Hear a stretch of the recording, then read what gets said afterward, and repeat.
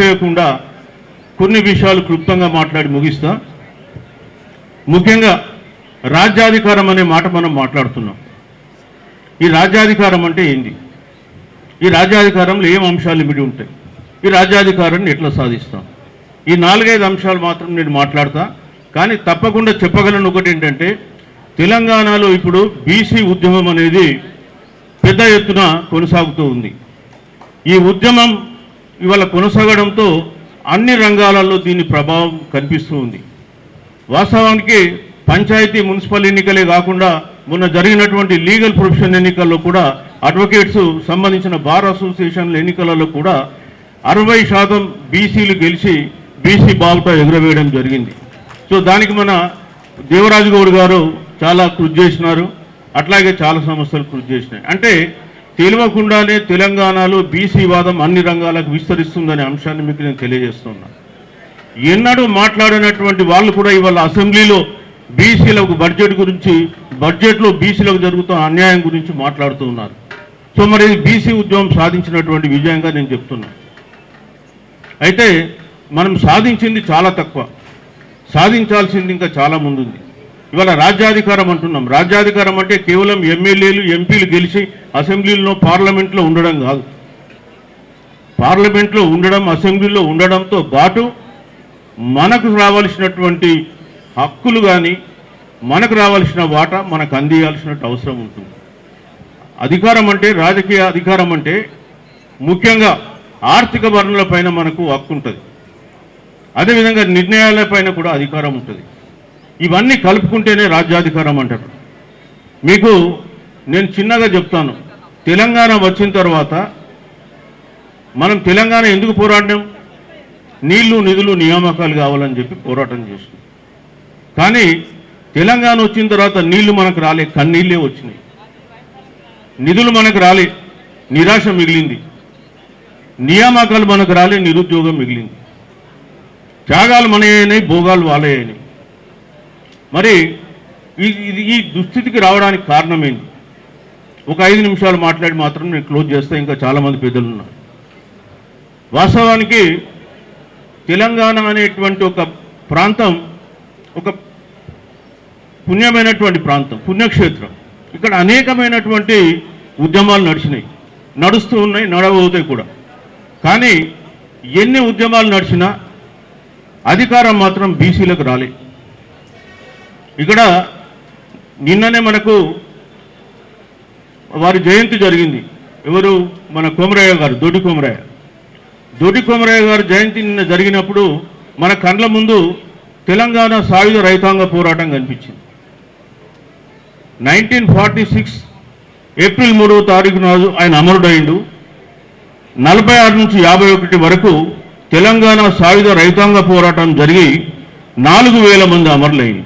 ఒక్కరు కాదు, ఇద్దరు కాదు, 4,000 మంది చనిపోయినటువంటి పోరాట గడ్డ ఇది. మనకు నిన్నాక మొన్న మన గోల్కొండ కొండపైన 7 నెలలు జెండా ఎగురవేసి 7 నెలలు పాలించినటువంటి సర్వాయి పాపన్న గౌడ్ గారు వర్ధంతి జరిపినాం. అయితే ఇక్కడ మనం తెలుసుకోవాల్సింది ఏంటి? బహుజనులలో అనేక మంది వీరులు ఉన్నారు, కానీ వాళ్ళ చరిత్ర మనకు తెలుస్తలేదు. ఇవాళ తెలంగాణలో అనేక ఉద్యమాలు జరిగినాయి. మీకు ముఖ్యంగా చెప్పాలంటే సాయుధ పోరాటం ద్వారా 4,000 మంది అమరులైన్లు, తెలంగాణ తొలి దశ మలిదశ ఉద్యమం కొరకు 2,000 మంది అమరులైన్లు, ఈ తెలంగాణలో ఉన్న భూమి విముక్తి కొరకు మావోయిజంలో, నక్సలిజంలో మరొక 10,000 మంది అమరులైన్లు. కానీ రాజ్యాధికారం ఎవరికి పోయింది? బీసీలకు వచ్చిందా?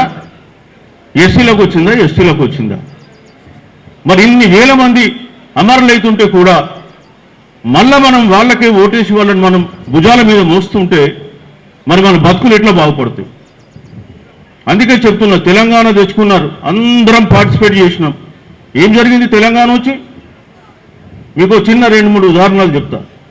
తెలంగాణ వచ్చిన తర్వాత గత 12 సంవత్సరాల్లో దాదాపు 28 లక్షల కోట్ల బడ్జెట్ ఖర్చు పెట్టిండు. 28 లక్షల కోట్ల బడ్జెట్ ఖర్చు అయింది. కానీ బీసీలకు ఏం ఖర్చు పెట్టిండు? 28,000 కోట్లు ఖర్చు పెట్టింది. ఎంత పర్సెంటేజ్ వస్తుంది అది? జనాభాలో 56% ఉందని మీరేమన్నా లెక్కలు లేదు చెప్పింది. అంతకుముందు కేసీఆర్ గవర్నమెంట్లో 61% చెప్పింది. 61% జనాభా మొన్న జరిగిన లెక్కలలో 56% చేసింది. అసలు కులగణనలే మేము పార్టిసిపేట్ కాము అని చెప్పేసి బాయ్కాట్ చేసిన రెడ్డిలు 14,70,000 ఉంటే 2014లో వాళ్ళు 19 లక్షలకు వచ్చింది. ఎట్లా పెరుగుతారా వాళ్ళు పెరుగుతారు, మనం తగ్గుతాం. సరే, అది పక్కన పెట్టేద్దాం. ఇక ఖర్చుకు వచ్చేస్తే 28 లక్షల కోట్ల ఖర్చు పెడితే మన కొరకు ఏం చేసిండ్రు వాళ్ళంటే 28,000 కోట్లు. అవి ఎందుకు పెట్టిండ్రు? పిల్లల హాస్టల్స్ కొరకు, స్కాలర్షిప్ల కొరకు పెట్టిండ్రు. ఇవాళ తెలంగాణ రాష్ట్రంలో 56% ఉన్నటువంటి బీసీలు ప్రతి రంగంలో కూడా వివక్షత ఎదుర్కొంటున్నారు. ఈ బడ్జెట్ ఒక ఉదాహరణ చెప్తున్నా. అదేవిధంగా మీకు ఇంకొక ఉదాహరణ, ఈ ప్రభుత్వం వచ్చినాక గత 2 ఏళ్లల్లో అంతకుముందు బీసీ కార్పొరేషన్లని 2017లో ఒక ఎంబీసీ కార్పొరేషన్ ఏర్పాటు చేసింది అప్పుడున్న గవర్నమెంట్. మేము అన్ని గవర్నమెంట్ తిడతామండి, ఈ యొక్క గవర్నమెంట్ మాకు ప్రేమ కాదు, వేదిక మీద ఎవరున్నా సరే. 2017లో ఎంబీసీ కార్పొరేషన్ ఏర్పాటు చేసి 2015 నుంచి 23 వరకు 3,850 కోట్లు అలాట్ చేసి ఖర్చు పెట్టింది ఎంత అంటే 17 కోట్లు. అది కూడా జీతాలకు. మరి మీరేం భార్యం ఖర్చు పెట్టిందో చూసారా? ఇరిగేషన్ కొరకు ఒక్క ఇరిగేషన్ సెక్టార్లో 2014 నుంచి 23 వరకు 1,86,000 కోట్లు ఖర్చు పెట్టింది. 1,86,000 కోట్లు. మనకు వచ్చేస్తే ఎంబీసీ కులాలకు 17 కోట్లు. అంటే పాలకులకు బీసీలు అంటే ఎట్లాంటి చూపు ఉందో మీకు చెప్తున్నాను. ఇక ఆ గవర్నమెంట్ పోయి ఈ గవర్నమెంట్ వచ్చింది. వీళ్ళు గత 2 ఏళ్లలో ఎంబీసీలకు 800 కోట్లు ఇస్తే 8 రూపాయలు కూడా ఖర్చు పెట్టలే, 8 పైసలు కూడా ఖర్చు పెట్టలే. అట్లనే బీసీ కార్పొరేషన్లకు 1,363 కోట్లు ఈ 2 సంవత్సరాల్లో ఇచ్చి పెద్ద గుండు సున్నా చూపించినటువంటి ప్రభుత్వం కాంగ్రెస్ ప్రభుత్వం. మరి మనం ఇక్కడ 42% రిజర్వేషన్ గురించి, 42% రిజర్వేషన్లు చాలామంది చాలా రకాలుగా మాట్లాడింది. కానీ అల్టిమేట్గా ఏం జరిగింది ఇవాళ? అది 9వ షెడ్యూల్లో పెడితే తప్ప మనకు రక్షణ రాదు. సరే, అది 42% రిజర్వేషన్లు ఈరోజు ఇక్కడ రాష్ట్ర ప్రభుత్వం బిల్లులు పాస్ చేసింది, గవర్నర్ ఆమోదం ద్వారా కేంద్రానికి పోయింది. ఎందుకు 42% రిజర్వేషన్ మనకు కావాలి? మనం 56% ఉన్నాం. సరే, 56% పబ్లిక్, 56% రిజర్వేషన్ మన జనాభా దామాషా ప్రకారం కోరుకున్నా మనకు తప్పు లేదు. కానీ ప్రభుత్వం ఒక మాట కామారెడ్డి డిక్లరేషన్ అని పెట్టి అప్పుడున్న కాంగ్రెస్ ప్రభుత్వం 42%, అంటే ఇప్పుడున్న కాంగ్రెస్ ప్రభుత్వం ఇస్తామని చెప్పినారు కాబట్టి దానికి స్టిక్కనైనా వారు ఇక్కడి నుంచి పంపించేసి చేతులు దులిపేసుకున్నారు. తర్వాత కేంద్రం మీద ప్రెషర్ లేదు. కేంద్రం గవర్నమెంట్ ఏం చేస్తుంది? అడగకుండానే ఈడబ్ల్యూఎస్ రిజర్వేషన్లను తీసుకొచ్చేసింది.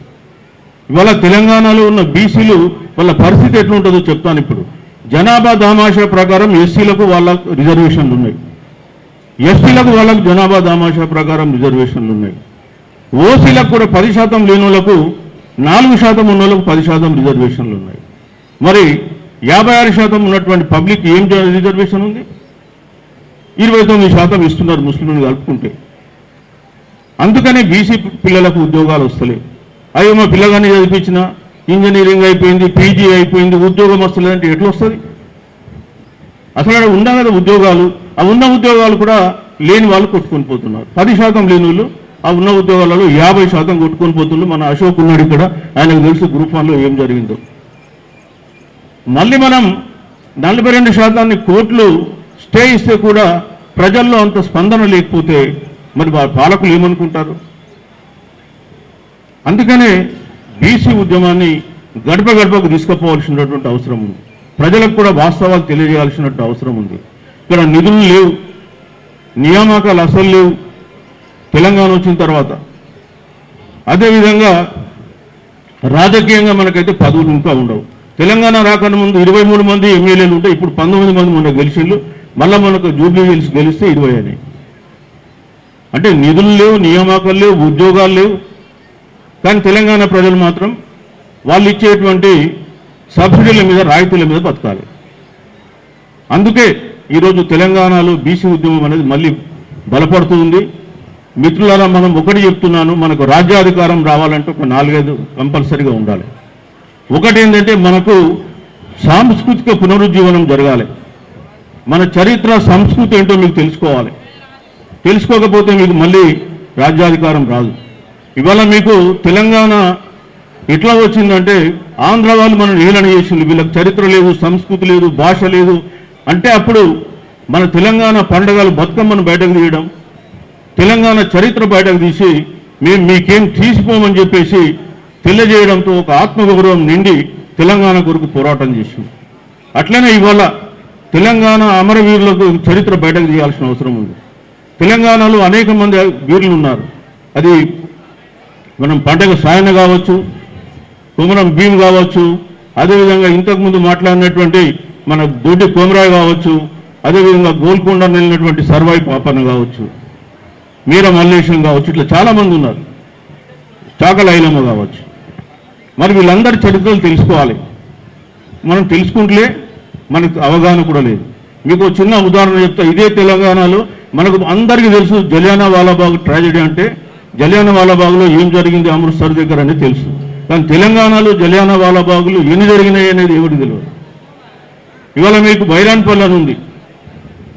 బైరాన్పల్లి అంటే నిన్ననే కుమరయ్య, దొడ్డి కుమరయ్య ఊరుంది కడవెండి. ఆ కడవెండి కొద్ది దూరంలో పోతే మనకు బైరాన్పల్లి వస్తుంది. బైరాన్పల్లిలో ఆగస్టు 18, 1948 తెలంగాణకు స్వాతంత్రం అంటే భారత యూనియన్లో కలిసింది సెప్టెంబర్ 17, 1948 అంటే అంతకన్నా ముందు ఒక 20 రోజుల ముందు.